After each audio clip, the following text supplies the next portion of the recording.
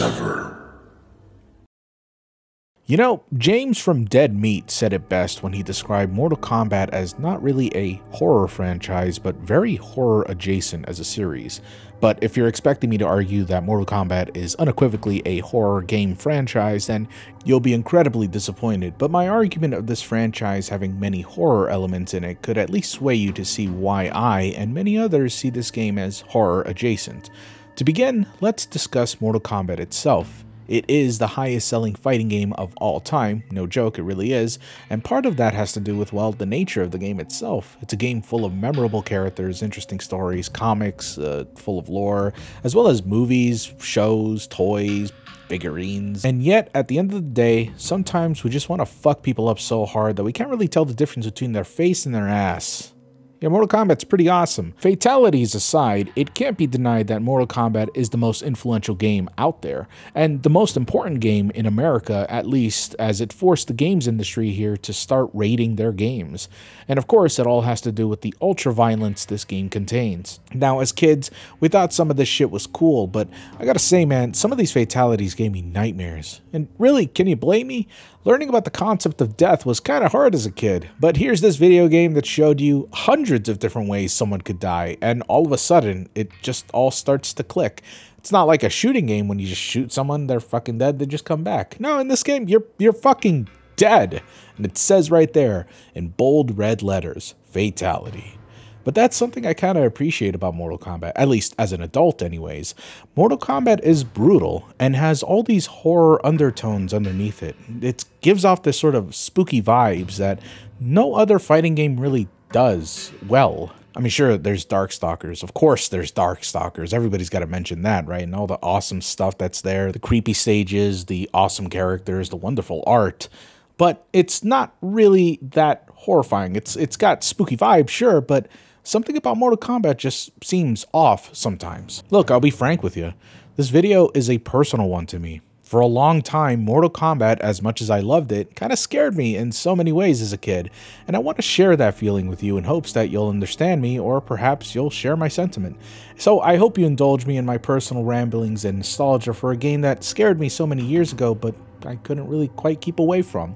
First off, I want to talk about what exactly I mean by horror adjacent, or in more hip terms, spooky vibes. Because frankly, it's everywhere, like in Ultimate Mortal Kombat 3. This is the title screen, and this image right here really freaked me out as a kid. I know it's goofy now, because, you know, it's a skeleton, whatever, but the usage of skeletons in the title screen is very effective and very off-putting, with the lighting itself and all those skeletons being rendered in 3D, sort of giving them an uncanny look. And of course, it doesn't help that the title's theme was this.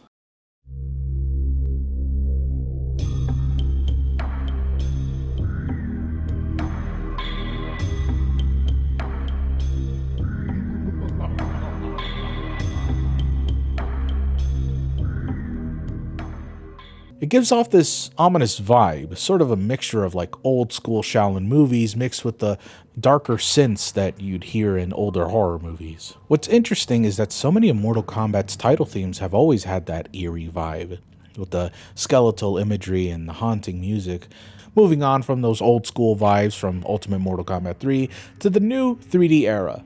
Deadly Alliance introducing the Crypt, and while I'm not familiar with Deadly Alliance Crypt itself, the Deception Crypt was the one that I thought was the scariest. I had this game as a kid, and the Crypt freaked me out a ton. I hated that this was the only way to unlock shit in this game. Funnily enough, the first Crypt wasn't really that scary. Like, sure, it's ominous and creepy, but there really wasn't anything that was there that could scare you. The Deception Crypt, however, is scarier simply because of shit like this. For a brief moment, you could see these random characters pop in and out from behind the tombstones, and just when you see them, they scurry away. Okay, it's funny now because they look like little roaches and they behave like roaches, but at the same time, I could have sworn there was just like a jump scare just lurking here, but there wasn't. That is until MK9 went, holy fucking shit. Seriously though, MK9 had my personal favorite crypt. Later entries would explore making the crypt a big, large area, like its own separate game, honestly, with puzzles to solve, items to collect, and, you know, all that shit. But honestly, it was just a glorified menu that had a lot more extra steps.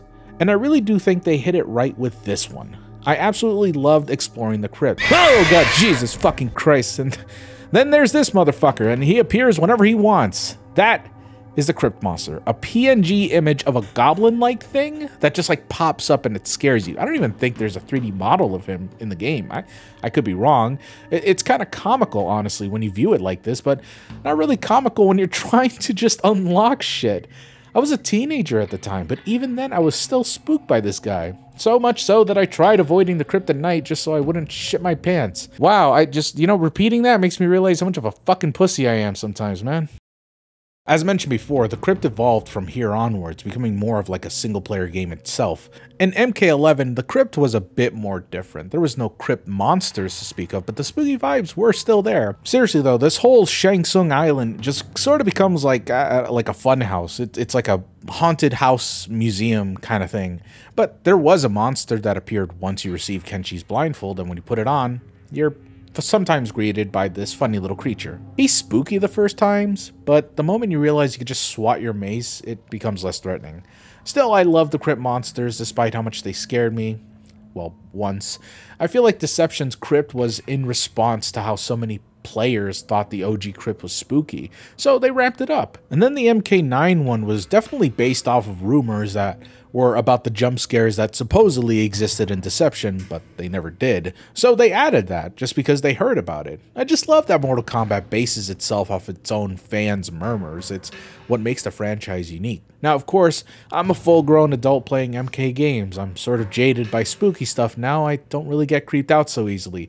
But I appreciate it nonetheless, because it makes the franchise so unique amongst other fighters. Honestly, it's just very rare that anyone tries to be creepy or dark or paranormal in fighting games, but at the same time, I don't know if MK was ever going for creepy. I don't think so anyways. They were definitely going for something raw and dark, and it works, because that's what this whole franchise is. It's about death and gore, the paranormal, demons, and hell. And that sort of imagery just so happens to align with a lot of creepy things in this world.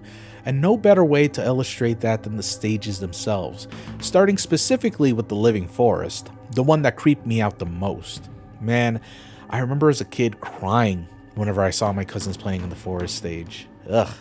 That forest stage, it was nightmare fuel, genuinely. The forest was eerie and disturbing. The fighters were surrounded by trees that almost looked like they were laughing at them. And these faces are just so horrifying to look at. And I feel like I'm getting sucked in. And oh my, is that a farmer? Well, I never noticed that before. There's a farmer getting absolutely mutilated by the forest itself. Look, one of the vines is like going right through the skull and out the... Wow. Holy shit. I never actually noticed that. Apparently, John Tobias was asked more about this creepy dying farmer. And he said that his name was Amma. And apparently, the only person that knows about this... well, little character is Tony Goski, who was at the time Mortal Kombat's background artist. I actually used to have nightmares about this stage, thinking that the trees all bite my limbs off as a kid, the vines ripping my head off, etc., etc. I guess that's what makes me think that there was a stage fatality involved with this game, but that's not really true, no, is it? No, that actually only happens in Mortal Kombat 9, where the stage came back in glorious HD, and the farmer's here too? I swear, dude, I never noticed that farmer until I started researching for this video. Though, as scary as the Living Forest is, nothing can really compare to its MK4 appearance. Jesus Christ. Look, I know, it's probably the worst iteration of the Living Forest. I mean, really, it looks like shit, dude. But the fact that it does look like shit makes it even scarier. You know what I mean? It's that sort of uncanny valley effect, I guess. Really can't explain it. This is just... really one that I hated the most. It also doesn't help that the Living Forest stage in MK4 sounds like this.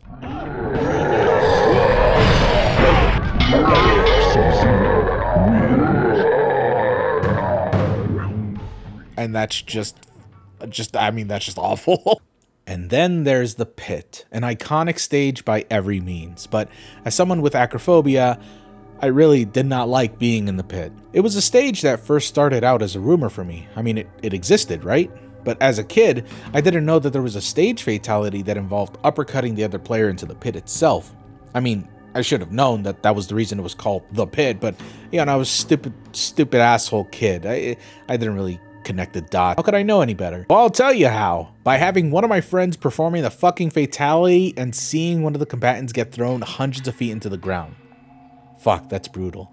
I remember jumping out of my chair seeing that and having the pit in my stomach shoot up. You know, that feeling where you just drop down a huge roller coaster ride? Yeah, that was me. I'm telling you, my fucking acrophobia is pretty bad. Also, there was the developers' heads all over the spikes, impaled and everything.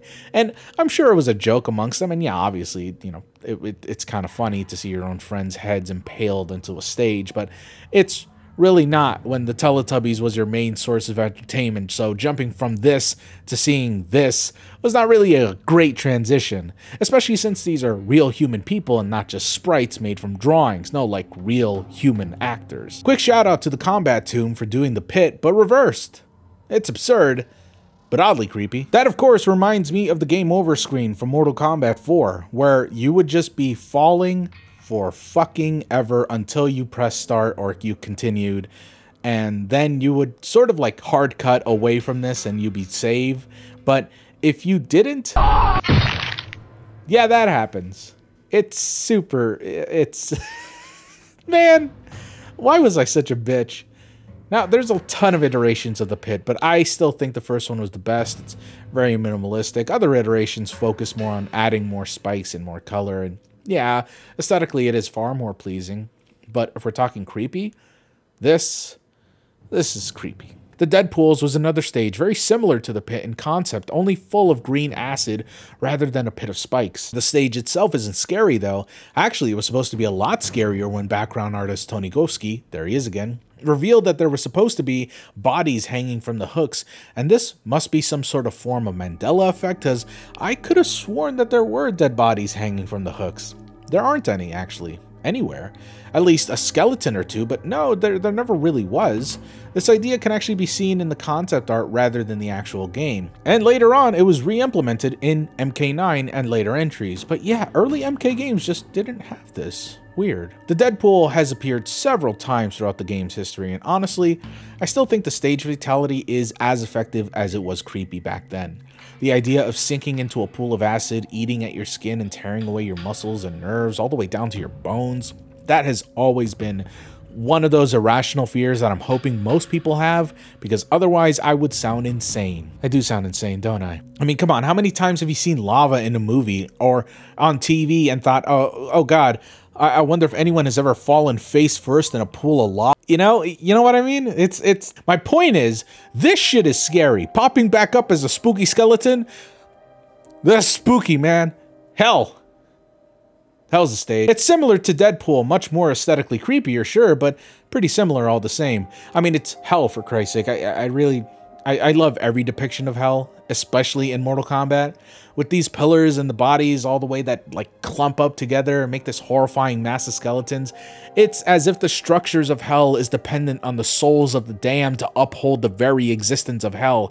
And according to this stage, those kinds of souls are never in short supply. That's brutal, metal, and raw as fuck, and I love it. Now, I could go on about how creepy these stages are, especially the original trilogy stages, but honestly, I can give you a general sweeping impression I had as a child to get you better understanding why they were scary to me, and that of course being that all of these stages had some sort of devilish influence to them. And yeah, cause believe it or not, I was super scared of Satan. I really was as a kid. And I know that sounds really stupid and dumb, but I'm serious. As a kid who grew up with religious parents that constantly told me that not only was I going to hell if I, didn't behave or eat fucking vegetables, they would also describe the agonizing details about how scary hell was. Man, and I was really scared of that sort of imagery. If you were to ask me which of these video games actually look like a game made by Satan worshippers, I'm gonna definitely say Mortal Kombat without hesitation. The imagery of hell and demons, souls, and death, it always freaked me out as a kid. And now I embrace that shit. I mean, this is awesome. Fucking really, it really is. Some sick shit, and revisiting it now, 20 years later, not being afraid of that shit, I love it a ton more than when I was a kid. So, I can't really give you a good description of why I think most of these stages are scary, because that part of me died a long time ago. Now I appreciate this sort of stuff. There's still those wandering memories in the back of my head that trigger an instinct of fight or flight for just a half a second to make me remember briefly of a time when I didn't know any better, but seriously, this is cool. And plus, later stages, while good, aren't nearly as creepy as the ones found in the original trilogy, but they are pretty creepy in their own right, sure. Most of them are just mostly remakes of old stages due to the timelines resetting, especially in the 3D era that more or less sort of had the same concepts, just in a different setting. Like the Deadpools, for example, the acid was still there in many of the stages, just in a different place. Or instead of being, you know, in the smelting pot, the little cauldron that existed in the original MK trilogy, it would be this sort of other factory from Outworld. It's really, you know, the same thing, just different. Even the ones that I was going to mention, like Yin Yang Island, for example, are only sort of creepy and just sometimes goofy. I don't know, maybe I was too old to find this stuff creepy as a teen, who knows, I just don't think they're as effective. But there is one thing that has been consistently pretty eerie and pretty creepy and pretty fucking brutal, and those are the fatalities. And we'll talk about that right after this break.